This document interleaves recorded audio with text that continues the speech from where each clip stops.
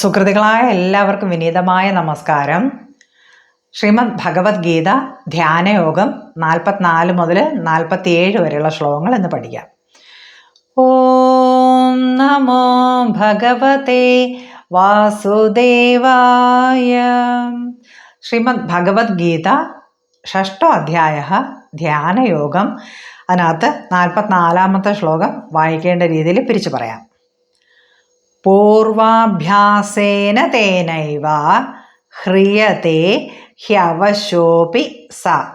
പൂർവാഭ്യാസേന തേനൈവ ഹ്രിയത്തെ ഹ്യവശോപി.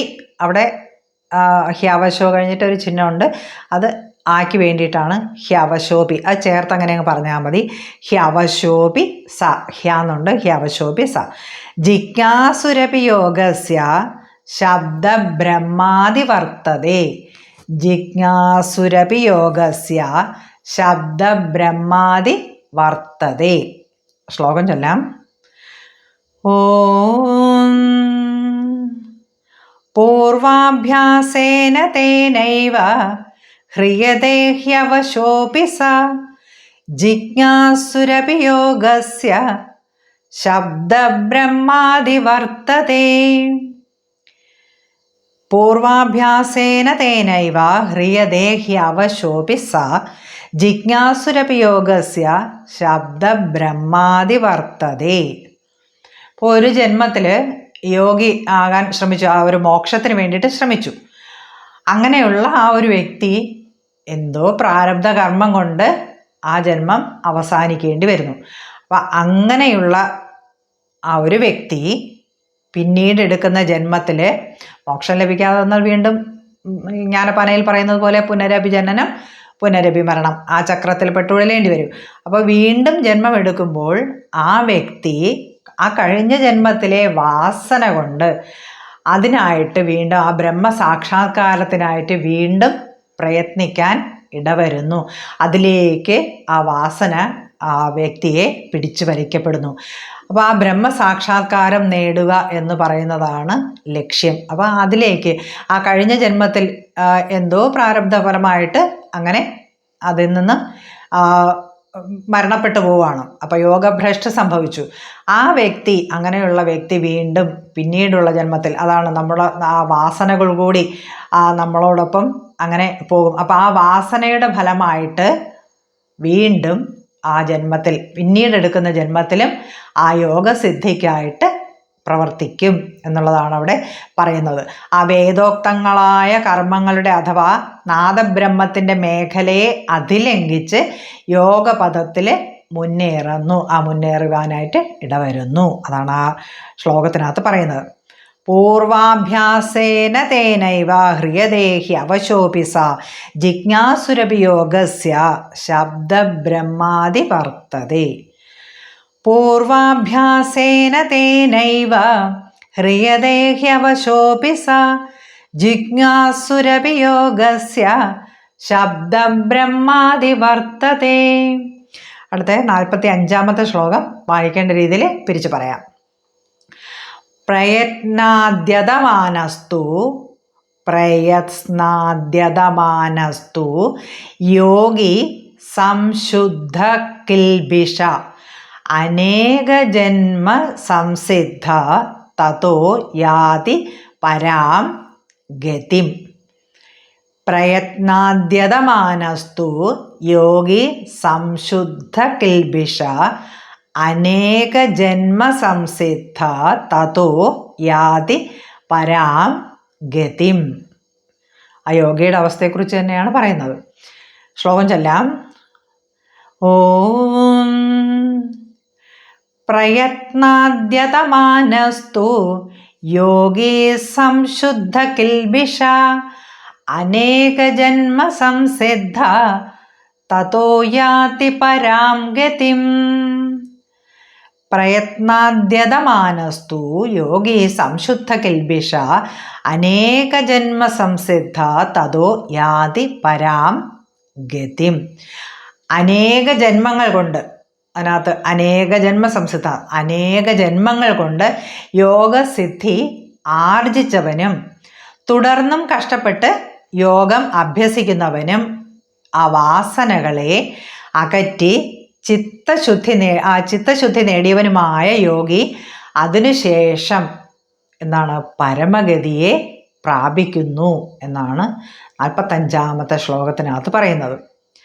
പ്രയത്നാദ്യതമാനസ്തു യോഗി സംശുദ്ധ കിൽബിഷ അനേക ജന്മ സംസിദ്ധ തതോ യാതി പരാം ഗതി.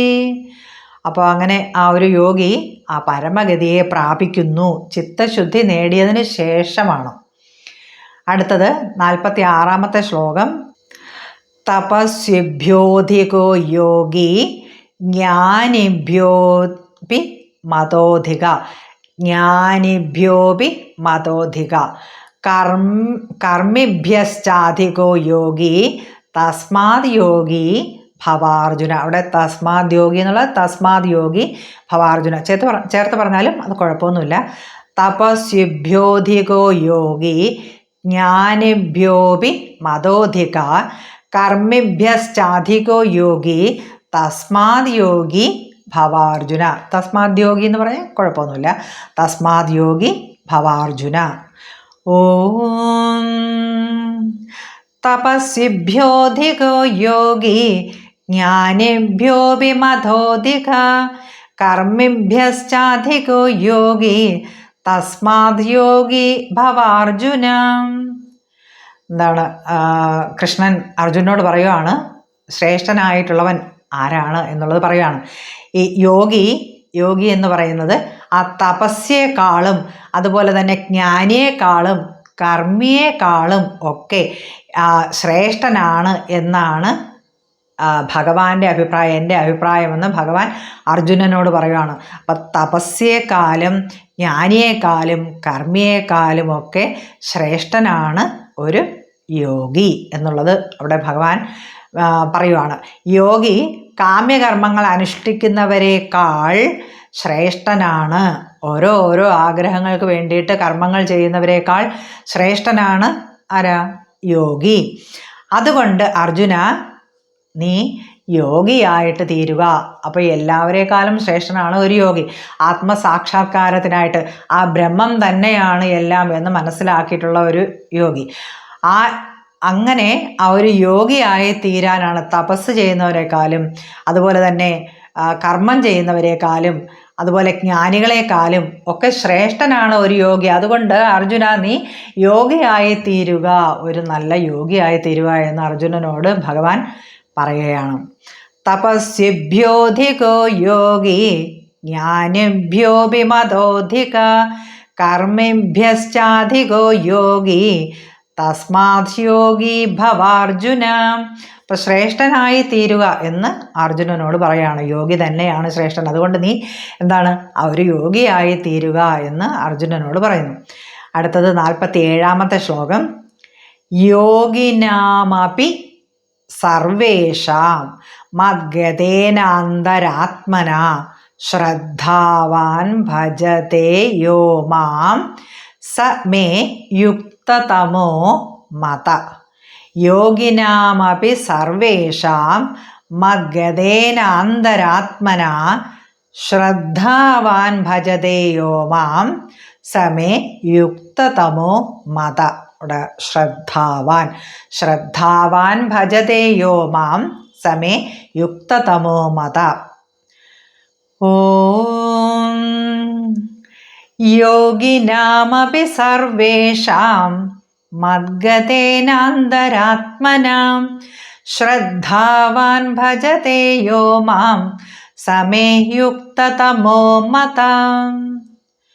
എന്താണ് ഈ എല്ലാ യോഗികളിലും വെച്ച് യാതൊരുത്തൻ ശ്രദ്ധാപൂർവം, ഭഗവാൻ പറയുന്നതാണ്, ഭഗവാൻ എപ്പോഴും അങ്ങനെയാണ്, ശ്രദ്ധാപൂർവം എന്നിൽ ആ ഭഗവാനിൽ ഉറപ്പിച്ച അന്തരാത്മാവോടുകൂടിയവനായിട്ട് എന്നെ ഭജിക്കുന്നുവോ അങ്ങനെയുള്ളവൻ ആരാണെന്നാണ് പറയുന്നത്? ഉത്തമ യോഗിയാണ് എന്നാണ് എൻ്റെ അഭിപ്രായം എന്ന് ഭഗവാൻ ആരോട് പറയുകയാണ്? അർജുനനോട് പറയുകയാണ്. അപ്പോൾ എല്ലാ യോഗികളിലും വച്ച് യാതൊരുത്തൻ ശ്രദ്ധാപൂർവം, അത് പ്രത്യേകം ശ്രദ്ധിക്കണം. ശ്രദ്ധാപൂർവം എന്നാണ് ഭഗവാൻ പറയുന്നത്. എന്നിൽ ഉറപ്പിച്ച ആ ഒരു അന്തരാത്മാവോടുകൂടിയവനായിട്ട് എന്നെ ഭജിക്കുന്നുവോ അവൻ ആ ശ്രദ്ധയോടുകൂടി ആ അങ്ങനെയുള്ള അന്തരാത്മാവോടുകൂടി എന്നെ ഭജിക്കുന്നവൻ എന്താണ് ഉത്തമ യോഗിയ എന്നാണ് എൻ്റെ അഭിപ്രായം. ഉത്തമനായ യോഗി എന്നുള്ളതാണ് ഭഗവാൻ പറയുന്നത്. അപ്പോൾ എങ്ങനെയുള്ളവനാണ് ആ ഉത്തമനായ യോഗി എന്നുള്ളത് ഭഗവാൻ അവിടെ അർജുനന് വ്യക്തമാക്കി കൊടുക്കുകയാണ്. യോഗിനാമപി സർവേഷാം മദ്ഗതേനാന്തരാത്മന ശ്രദ്ധാവാൻ ഭജതേ യോ മാം സമേ യുക്തതമോ മതം. അപ്പം അതിനകത്ത് 47 ശ്ലോകങ്ങളാണ് ആ ധ്യാനയോഗത്തിനകത്തുള്ളത്. 6ാം അധ്യായത്തിനകത്ത് 44 മുതലുള്ള ശ്ലോകങ്ങൾ ഒരു പ്രാവശ്യം കൂടി ഒന്ന് ചൊല്ലാം. പൂർവാഭ്യാസേന തേനൈവ ഹ്രിയതേ ഹ്യവശോപി സ ജിജ്ഞാസുരപി യോഗസ്യ ശബ്ദബ്രഹ്മാതിവർത്തതേ പ്രയത്നാദ്യതമാനസ്തു യോഗി സംശുദ്ധ കിൽബിഷ അനേക ജന്മ സംസിദ്ധ തതോ യാതി പരാം ഗതിം തപസ്വിഭ്യോധികോ യോഗി ജ്ഞാനിഭ്യോപി മതോധിക കർമ്മിഭ്യശ്ചാധികോ യോഗി തസ്മാദ് യോഗി ഭവാർജുന യോഗിനാമപി സർവേഷാം മദ്ഗതേനാന്തരാത്മന ശ്രദ്ധാവാൻ ഭജതേ യോ മാം സമേ യുക്തതമോ മതഃ. ഹരി ഓം തത്സത്. ഇത് ശ്രീമദ് ഭഗവത്ഗീതാസു ബ്രഹ്മവിദ്യായാം യോഗശാസ്ത്രേ ശ്രീകൃഷ്ണ അർജുന സംവാദേ ധ്യാനയോഗോ നാമ 6ാധ്യായഃ. ആ ബ്രഹ്മസാക്ഷാത്കാരം എല്ലാം ആ ബ്രഹ്മം തന്നെയാണ്, സർവവും ബ്രഹ്മം തന്നെയാണ്. ആ പ്രാകൃത പ്രളയ സമയത്ത് എല്ലാം ആ ഭഗവാനിൽ ലയിക്കുന്നു, വീണ്ടും ആ ഭഗവാനിൽ നിന്ന് പ്രകടമാകുന്നു. വിരാട് സ്വരൂപ വർണ്ണനയിൽ പറയുന്നുണ്ട് എല്ലാം ആ ഭഗവാൻ തന്നെയാണ്, ഭഗവാന്റെ ഓരോ അവയവങ്ങൾ തന്നെയാണ് എല്ലാം, ഈ പ്രപഞ്ചം മുഴുവനും. അപ്പോൾ എല്ലാം ആ ഭഗവാൻ തന്നെയാണ്, ബ്രഹ്മം തന്നെയാണ്, ബ്രഹ്മം മാത്രമേ സത്യമായിട്ടുള്ളൂ. ഇപ്പോൾ സ്വർണം കൊണ്ട് പല പല മാല, വള, കമ്മൽ അങ്ങനെയുള്ള പല പല സാധനങ്ങൾ ഉണ്ടാക്കുമല്ലോ. അപ്പോൾ ആഭരണങ്ങൾ ഉണ്ടാക്കാറുണ്ട്. അപ്പോൾ അതിലെല്ലാം അടങ്ങിയിട്ടുള്ളത് എന്താണ്? അടങ്ങിയിട്ടുള്ളത് ആ സ്വർണമാണ്. ഒരു സ്വർണ്ണ വ്യാപാരിക്ക് ഇപ്പം എത്ര വള വിറ്റു അല്ലെങ്കിൽ എത്ര മാല പോയി എന്നുള്ളതല്ല അയാൾ കണക്കൂട്ടുന്നത്, എത്ര സ്വർണം പോയി എന്നുള്ളതാണ്. കാരണം അതിനകത്തെല്ലാം സ്വർണമാണ് അടങ്ങിയിരിക്കുന്നത് എന്നുള്ളത് ആ വ്യക്തിക്കറിയാം. പല പല രൂപങ്ങളിൽ ആ സ്വർണം കൊണ്ട് പല പല രൂപങ്ങളിൽ മാല, മോതിര, കമ്മൽ ഇങ്ങനെ പല പല രൂപങ്ങളിൽ ഉണ്ടാക്കുന്നു. പക്ഷെ അതിലെല്ലാം അടങ്ങിയിരിക്കുന്നത് എന്താണ്? അത് ആ സ്വർണമാണ്. അതുപോലെ തന്നെ കുടം, കലം അങ്ങനെയൊക്കെയുള്ള സാധനങ്ങൾ എന്തുകൊണ്ടാണ്? മണ്ണ് കൊണ്ടുണ്ടാക്കുന്നു. അതിലടങ്ങിയിരിക്കുന്നത് മണ്ണ് തന്നെയാണ്. ആ കുടത്തിലായാലും കലത്തിലായാലും ഒക്കെ അടങ്ങിയിരിക്കുന്നത് അതിൻ്റെ അത് ഉണ്ടാകാനുണ്ടായ ആ കാരണം എന്താണ്? അത് മണ്ണാണ്. അതുപോലെ തന്നെയാണ് സ്വർണത്തിൻ്റെ കാര്യം. അങ്ങനെ പല പല ഉദാഹരണങ്ങൾ തന്നെ പറയുന്നുണ്ട്. ഇപ്പം ബ്രഹ്മം തന്നെയാണ് സത്യം, ബ്രഹ്മം മാത്രമേ ഉള്ളൂ. അത് മനസ്സിലാക്കണം. ഇനി ശാന്തി മന്ത്രം ചൊല്ലാം. ഓം അസതോ മാ സദ്ഗമയ തമസോ മാ ജ്യോതിർഗമയ മൃത്യോർമാ അമൃതം ഗമയ. ഓം ശാന്തി ശാന്തി ശാന്തി. ഇന്ന് പഠിച്ച 4 ശ്ലോകങ്ങളും നന്നായി പഠിക്കുക, മനസ്സിലാക്കുക. ധ്യാനയോഗത്തിലെ എല്ലാ ശ്ലോകങ്ങളുമായിട്ട് അടുത്ത വീഡിയോയിൽ കാണാം. എല്ലാവർക്കും നമസ്തേ.